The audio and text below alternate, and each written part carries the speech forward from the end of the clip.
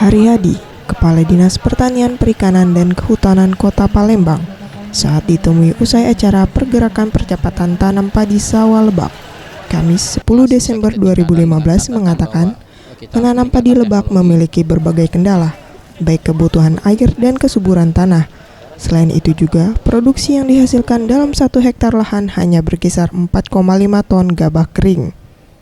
Namun ia optimis, petani pada Lebak yang ada di Kota Palembang dapat meningkatkan kapasitas produksi menjadi 8 ton gabah kering dengan memanfaatkan teknologi pertanian seperti memperbaiki saluran primer, sekunder, tersier, hingga saluran di tingkat petani.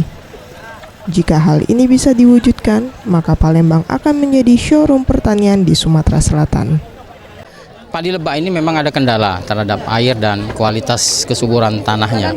Oleh karena itu memang produksi yang kita capai baru sekitar berkisar 4,5 ton gabah kering giling ya.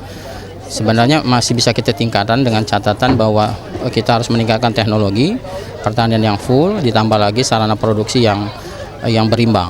Sehingga ini bisa, kita berharap bahwa petani kita bisa memproduksi sampai 8 ton gabah kering giling untuk padi Lebak. Spesifik agak beda padi Lebak dengan daerah-daerah irigasi lainnya, ya kan? Tapi kita tahu 6.000 hektar yang ada di Kota Palembang ini, seperti harapan Pak Wali Kota tadi harus kita pertahankan dengan teknologi yang baik. Saluran primer, sekunder, tersier sampai ke saluran-saluran di tingkat petani itu kita harus coba lakukan. Kalau begini, maka kita akan bangga melihat bahwa pertanian di Kota Palembang menjadi showroomnya, wajah tampak depannya pertanian di Sumatera Selatan.